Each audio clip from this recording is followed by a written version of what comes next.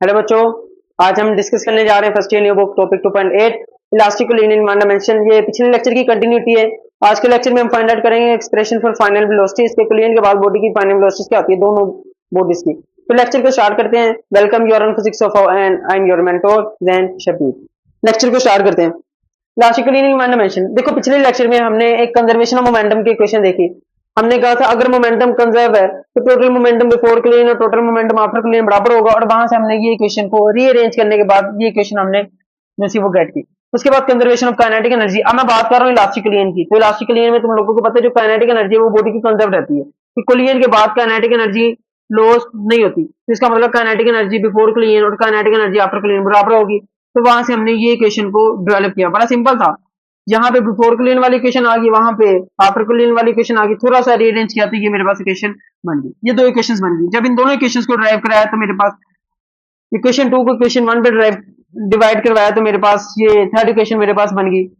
अब third equation तुम लोगों को बताता है कि जो रिलेटिव वेलोसिटी ऑफ अप्रोच है, रिलेटिव वेलोसिटी ऑफ अप्रोच वो बराबर होती है रिलेटिव वेलोसिटी ऑफ सेपरेशन के। मतलब कोलिजन से पहले दो बॉडीज जिस स्पीड के साथ एक दूसरे को अप्रोच कर रही थी, तो कोलिजन के बाद उसी स्पीड के साथ एक दूसरे से सेपरेट भी होती है।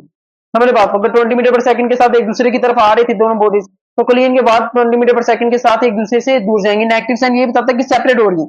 जहां पे अप्रोच हो रहा है, नेगेटिव साइन ये बता रहा है कि आप वो सेपरेट होगी। ओके, ये तीन इक्वेशंस बन गए। अब मुझे फाइंड आउट करना है कि कोलिजन के बाद आफ्टर कोलिजन मेरे पास एक बॉडी थी, इसका मास m1 था, इसका मास m2 था। कोलिजन के बाद इसकी वेलोसिटी हो जाती है v1 डैश और v2 डैश।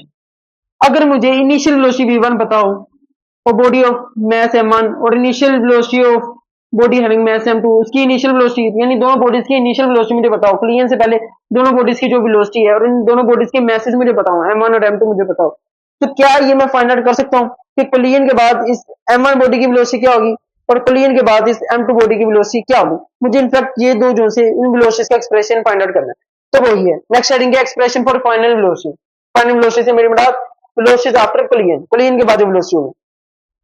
सबसे पहले मैं फाइंड आउट करता हूँ v1 डैश की एक्सप्रेशन। देखो, अगर मुझे v1 डैश फाइंड आउट करना है, इक्वेशन 3 को मैं इस्तेमाल करूंगा। सबसे पहले इक्वेशन 3 को इस्तेमाल करूंगा। इक्वेशन 3 लिख लिया, माइनस को मैंने अंदर मल्टीप्लाई करवा दिया ना। v1 minus v2 as it is minus v1 dash minus minus plus plus v2 dash. Okay, ये मैंने माइनस के अंदर मल्टीप्लाई करा था। अगर मुझे v1 डैश फाइंड आउट करना है तो सबसे पहला स्टेप है, अगर v1 डैश फाइंड आउट करना है तो v2 डैश को सेपरेट करो। v2 डैश को मैंने सेपरेट कर लिया और v1 डैश इधर आके v1 डैश इधर आके प्लस हो गया, तो यहाँ पे अकेला v2 डैश बचा। तो v2 डैश मेरे पास किसके बराबर होगा, v1 माइनस v2, ये इधर आके प्लस प्लस v1 डैश। तो ये मैंने v2 डैश को सेपरेट कर लिया। अब इसे सेपरेट क्यों किया, इसे देखते हैं अभी। अब मैं इक्वेशन 1 का इस्तेमाल करते हुए कोई भी इक्वेशन इस्तेमाल कर सकते हैं, लेकिन ये थोड़ी सी ज्यादा सिंप्लीफाइड है तो इक्वेशन 1 का इस्तेमाल करते हैं। इक्वेशन 1 का इस्तेमाल करते हुए v1 डैश जो है वो फाइंड आउट करते हैं। ओके, तो हम इक्वेशन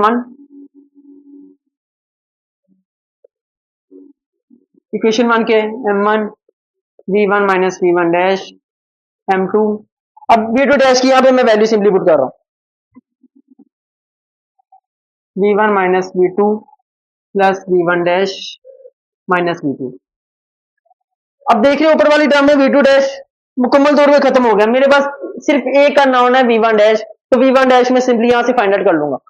अब देखो m1 v1 minus v1 dash m2, यहां से जो सिंप्लीफाई हो रहा है उसे सिंप्लीफाई करो। v1 minus v2 minus v2 minus 2v2 plus v1 dash. अच्छा, अब मुझे फाइंड आउट करना है v1 डैश, तो m1 और m2 को अंदर मल्टीप्लाई करवा दो। m1 v1 minus m1 v1 dash m2 v1, ये अंदर मल्टीप्लाई होगा 2m2 v2 plus m2 v1 dash. आ गई यहां से मेरे पास। अब मुझे सेपरेट करने v1 डैश फाइंड आउट करने के लिए v1 डैश वाली टर्म्स को एक साइड पे कर लूंगा, बाकी सारी टर्म्स को एक साइड पे कर लेता हूँ। ओके, ये माइनस वाली टर्म है, इससे मैं वहां पे लेके जा रहा हूँ और बाकी सारी की सारी टर्म्स इधर है। m1 v1 ये वाली टर्म इधर आके माइनस m2 v1, ये वाली इधर आके प्लस 2m2 v2, ये उधर जाके प्लस हो जाएगी, माइनस में है तो वहां पे जाके plus m2 v1 dash plus m1 v1 dash. Okay, अब मुझे यहाँ से वेलोसिटीज को कॉमन निकालना है। जो वेलोसिटीज हैं उन्हें मैं निकालूंगा कॉमन। यहाँ पे v1 है, v1 मैंने यहाँ से कॉमन निकाल लिया, m1 minus m2 plus 2m2 v2, यहाँ से v1 डैश में कॉमन निकालूंगा, अंदर बचेगा m1 plus m2।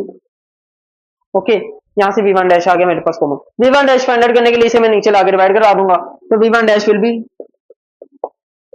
m1 minus m2, ये नीचे मैंने डिवाइड करा दिया, m1 plus m2 2m2 m1 plus m2 into v2। यहाँ से मेरे पास v1 डैश का एक्सप्रेशन आ गया। इसे मैं थोड़ा सा रीअरेंज करता हूँ और जैसे बुक में इसे दिखाया गया तो उस फॉर्म में लिखता हूँ। आफ्टर रीअरेंजिंग, सिंपल लिख लो, रीअरेंज करने के बाद v1 डैश मिल गई। अब ये वाला v1 डैश यानी इसे मैंने पहले लिख दिया, तो ये वाली टर्म आएगी m1 minus m2 divided by m1 plus m2 into v1, और फिर ये वाली term 2m2 m1 plus m2 into v2। तो ये मेरे पास v1 डैश का एक्सप्रेशन आ गया उन फॉर्म्स में जो फॉर्म्स मुझे पता थी। v1 मुझे पता है, v2 मुझे पता है, m1 और m2 अगर मुझे पता है, ये चार क्वांटिटीज पता है, तो मैं क्लियन के बाद m1 बॉडी की वेलोसिटी में बता सकता हूँ v1 डैश क्या होगी। अच्छा v2 डैश, इन शर्ट्स को तुम लोगों ने फॉलो करना है, और v2 डैश का एक्सप्रेशन भी तुम लोगों ने खुद से डेवलप करना है। v2 डैश कैसे फाइंड आउट करोगे? अब मुझे v2 डैश फाइंड आउट करना है और v2 डैश, तो v1 डैश को मैं सेपरेट करूंगा, v1 डैश को, फिर v1 डैश की वैल्यू को मैं यहाँ पे पुट करूंगा, तो मेरे पास v2 डैश यहाँ से निकल आएगा। तो इसका जो एक्सप्रेशन आएगा वो देखो, उसका तुम्हारे पास एक्सप्रेशन आएगा 2, ये वाली टर्म पहले आएगी। देखो इस एक्सप्रेशन में जो m1 और v1 है उनकी लोकेशन वही रहेगी। डिनोमिनेटर में m1 प्लस m2 रहेगा, m1 प्लस m2, यहाँ पे v1 और v2, तो डिनोमिनेटर में m1 प्लस m2 रहेगा और यहाँ पे v1 प्लस प्लस रहेगा, यहाँ पे m1 प्लस m2 और यहाँ पे v2। अब जो लोकेशन चेंज होगी वो ये होगी, ये वाली शफल होके इधर आ जाएगी और ये वाली शफल होके इधर आ जाएगी फॉर v2 डैश। इस तरीके से कि ये 2m2 है, यहाँ पे 2m1 होगा। ओके, ये m1 माइनस m2 है, तो यहाँ पे m2 माइनस m1 होगा। तो ये मेरे पास v2 डैश का भी एक्सप्रेशन डेवलप हो गया। अब कुछ स्पेशल केसेस हैं, उनको डिस्कस करते हैं, तो इसके बाद ये टॉपिक कंप्लीट हो जाएगा, इलास्टिक इन वन डायमेंशन।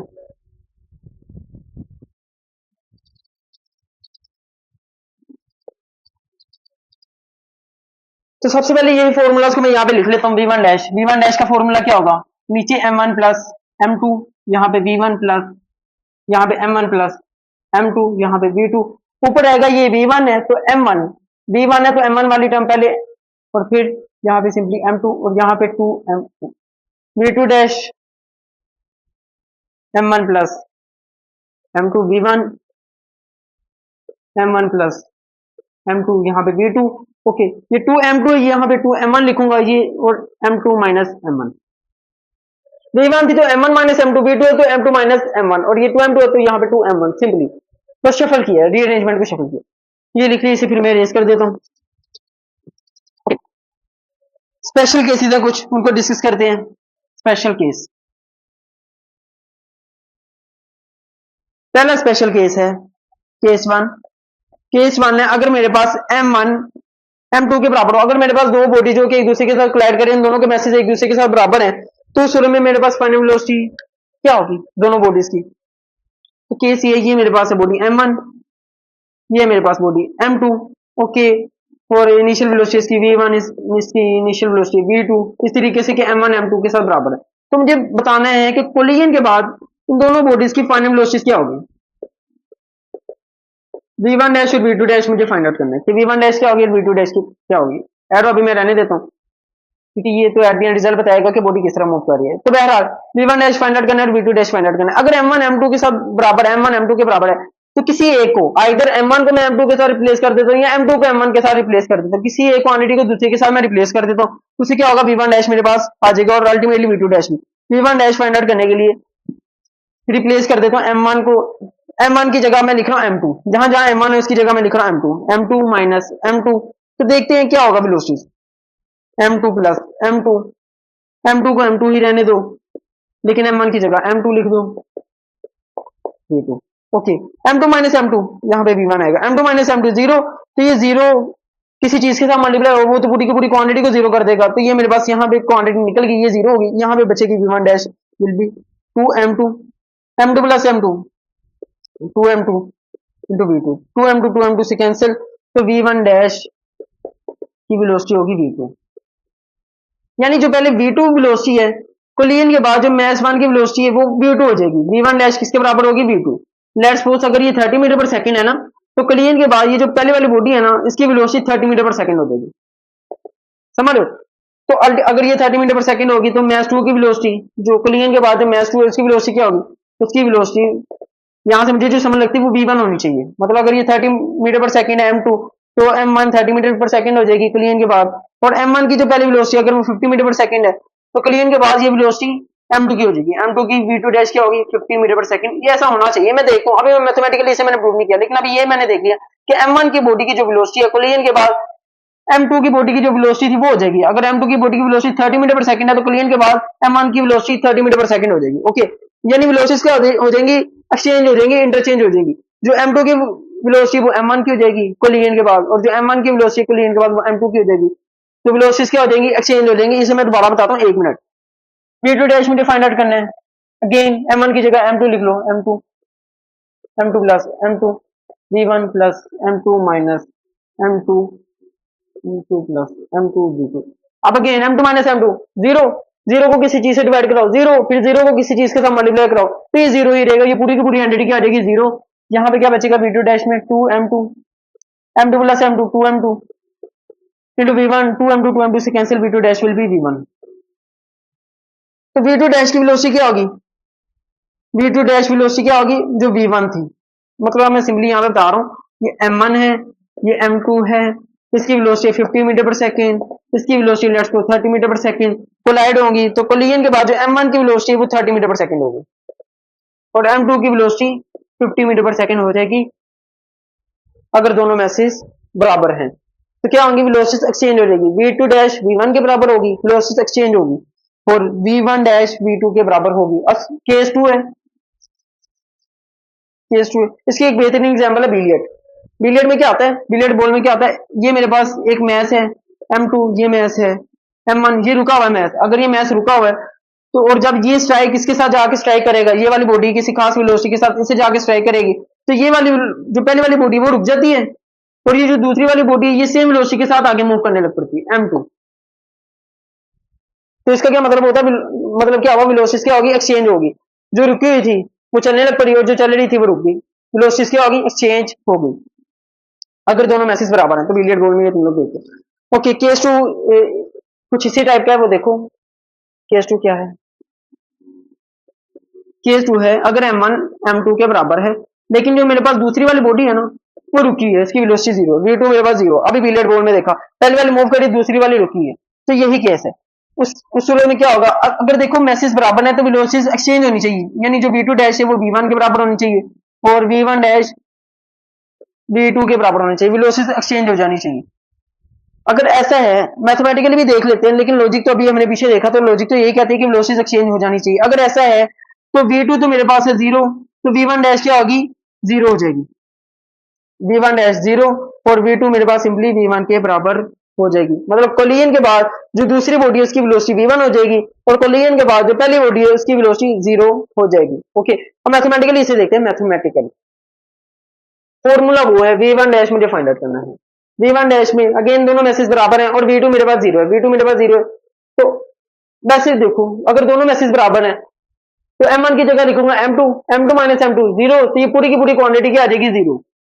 और यहाँ पे v2 मेरे पास पहले जीरो है, v2 जीरो है तो इस क्वांटिटी के साथ जब मल्टीप्लाई होगी तो ये भी पूरी क्वांटिटी जीरो हो जाएगी, ये भी जीरो और ये भी जीरो, जीरो प्लस जीरो, तो v1 डैश मेरे पास यहाँ पर जीरो ही आएगा। ओके, अब v2 डैश मुझे फाइंड आउट करना है, v2 डैश किसके बराबर होगा, ये तुम लोग अब सिंपली वहां पे पुट करोगे और वैल्यूज आती जाएंगे तुम्हारे पास। अब v2 मुझे फाइंड आउट करना है, इनफैक्ट v2 डैश मुझे फाइंड आउट करना है, तो m1 की जगह m2 लिख दूंगा, m2 माइनस m2 जीरो और v2 वैसे भी जीरो था, तो ये वाली मेरे पास पूरी की पूरी क्वांटिटी जीरो हो जाएगी। यहाँ पे मैं लिखूंगा m2, m1 की जगह m2 लिख देता हूँ, तो यहाँ पे मेरे पास क्या होगा, 2m2 m2 plus m2 into v1 और वो वाली क्वांटिटी तो जीरो होगी नीचे, 2m2 v1 2m2 से cancel, v2 dash will be v1। तो सेकंड बॉडी की वेलोसिटी क्या हो जाएगी, जो पहली बॉडी की वेलोसिटी थी, सेकंड बॉडी की वेलोसिटी वही होगी जो पहली बॉडी की वेलोसिटी है कोलिजन के बाद। ओके, तो ये केस 2 हो गया। अब केस 3 है, केस 3 इसे मैं रेस कर दूं,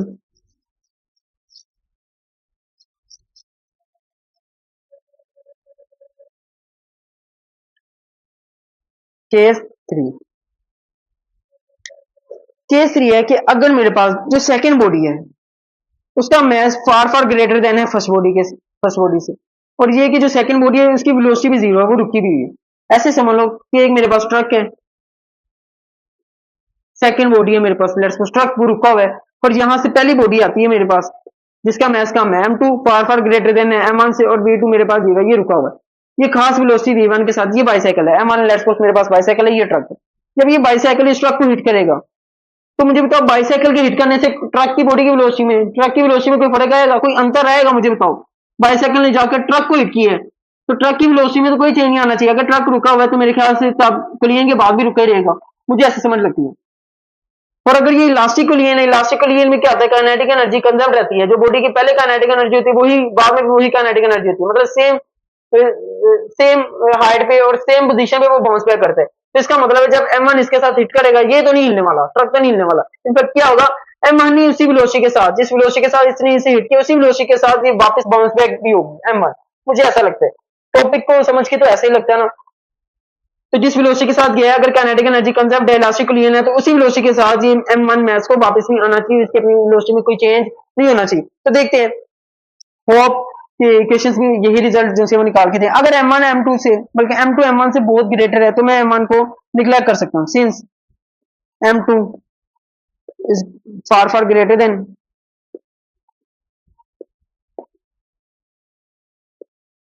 तो शुरू में क्या हो सकता है M1 को, अगर ये फार फार ग्रेटर है, बहुत ज्यादा है, ऐसे समझ लो इसे मैं 1 kg कह लेता हूँ और इसे मैं 99 kg कह लेता हूँ, तो इससे कोई फर्क तो नहीं पड़ेगा 1 kg के एड अप होने से। तो 99 kg को मैं 1000 kg भी कंसीडर कर सकता हूँ और इसे मैं निगलेक्ट कर सकता हूँ। तो इतनी वैल्यू से कोई मैथमेटिकली कोई फर्क नहीं पड़ता जब, और एडिशनली तब जब चीजें एड अप हो रही हो, जब मैसेज एड अप हो रही हो तो तब इतनी छोटी वैल्यू से फर्क नहीं पड़ता। तो M1 को मैं निगलेक्ट कर रहा हूँ, M1 को निगलेक्ट करके मैं कह रहा हूँ ये 0 के बराबर है। तो जहां पे M1 होगा वहां पे मैं सिंपली 0 लिख दूंगा। तो V1 डैश में फाइंड आउट करता हूँ,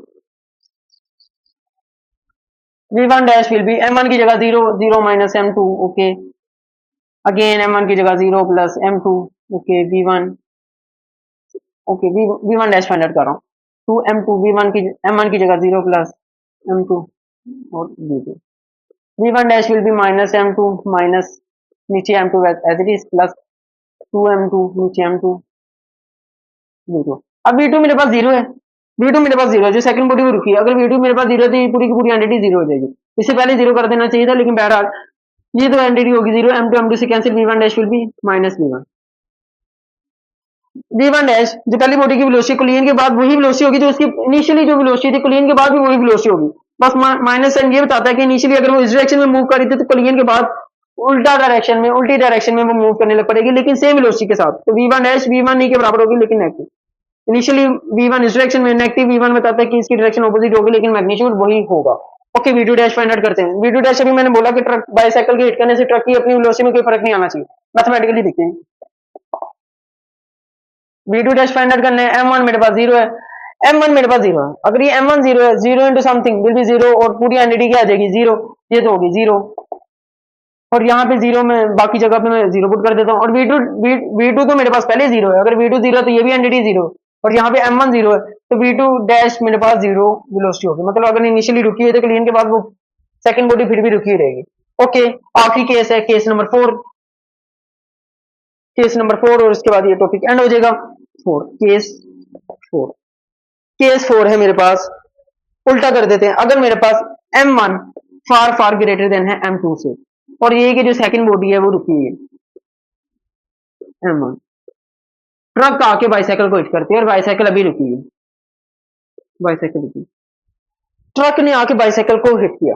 जब ट्रक बाइसाइकिल को हिट करेगा अगेन मुझे लगता है कि ट्रक की वेलोसिटी में अपनी जो वेलोसिटी है उसमें कोई फर्क नहीं आएगा, बाइसाइकिल ट्रक को कितना ही रोक लेगी, कितना रोकेगी, मेरा नहीं ख्याल कि कोई ऐसे इफेक्टिव होगा। तो ट्रक की अपनी वेलोसिटी में अगर वो इनिशियली वीआई वेलोसिटी के साथ मूव कर रहा है तो कोलिजन के बाद उसकी वीआई वेलोसिटी ही रहनी चाहिए, जबकि जो बाइसाइकिल है जो बॉडी 2 है जब कोलिजन होगा, अब चूंकि उसका मास बहुत कम है तो अचानक कोलिजन की वजह से वो उसकी वेलोसिटी बड़ी बूस्ट करेगी, वो अचानक बड़ी स्पीड से आगे मूव करेगी, तो वो देखते हैं किस स्पीड के साथ आगे जाती है। लेकिन अभी मुझे इनिशियली ये पता है कि ट्रक बाइसाइकिल के साथ जब हिट करेगी तो ट्रक की अपनी वेलोसिटी पे कोई फर्क नहीं आना चाहिए। मैथमेटिकली देखते हैं V1 डैश, अगर M2 मेरे पास बहुत बहुत स्मॉल है तो M2 को मैं निगलेक्ट कर सकता हूँ, M2 को मैंने कर दिया निगलेक्ट, कैलकुलेशन करते हैं।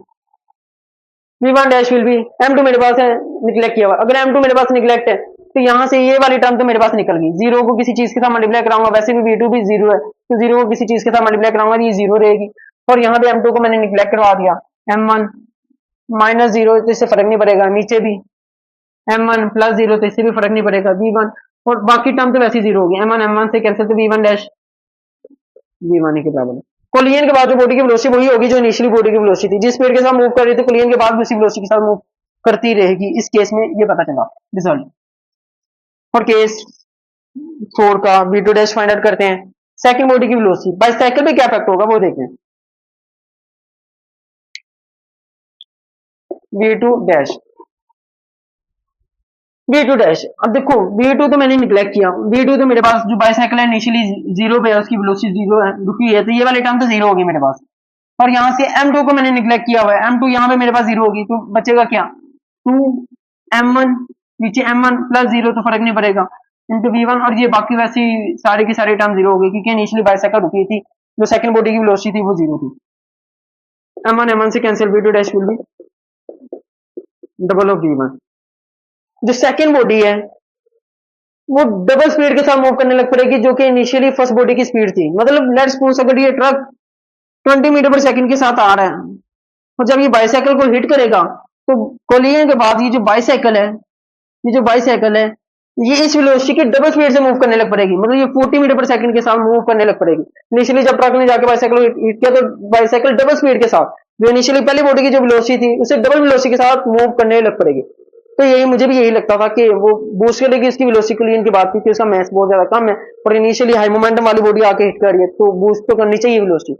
तो वही देखा जो सेकंड बॉडी की वेलोसिटी है वो क्या आ जाएगी double of the first body. ठीक है बच्चों, ये था आज का लेक्चर। उम्मीद है तुम लोगों को लेक्चर पसंद आया होगा। इसी के साथ ही इलास्टिक कोलिजन वन डायमेंशन वाला टॉपिक खत्म हो गया। इसके बाद आगे elastic collision in two dimension वो टॉपिक देखेंगे। तो इजाजत हो इतनी देर के लिए, अल्लाह हाफिज।